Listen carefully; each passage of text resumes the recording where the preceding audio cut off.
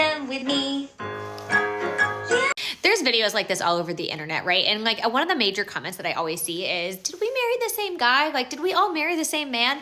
And yeah, kind of, because all of these men have been conditioned to believe that this work is not theirs to do, right? From the time they were young kids, oftentimes boys are not expected to clean up the house or even clean up after themselves. And I think this starts at a very young age with the narrative that boys don't mature as fast as girls, right? So we hold girls to higher expectations. And this continues on throughout the entirety of their lives. And so, yeah, we kind of did all marry the same man, but what do we do from here? Like, where do we go? And to be honest, I married this guy, right? He'd be like, just tell me what to do and I'll do it. I don't mind helping, but here's the thing. He's not helping me. This is a house he lives in. This is a mess he made, our children made. He can participate in it, right? And so we worked through this. We made a big change in our house, and now I can confidently say that my husband does his fair share in our house. But the way we break this down can be really, really hard because men have been conditioned to believe that what they need to do to show up and be a good guy is like the bare minimum, like protect, provide a salary, be kind, right? Like that's the bare minimum.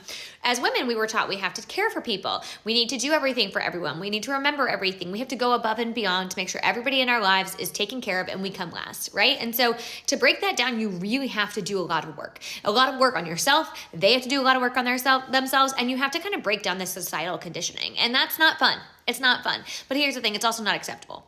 It's not acceptable for men to do this, to move through the world in this way, to not carry their fair share. And so the work has to be done. And we don't just have to do it with our partners, right? Like we have to do it with our partners. We have to get through this work, and that sucks. I don't think it's our responsibility, but if you want to stay married, and I don't know if you do, but if you want to, then there's work to be done.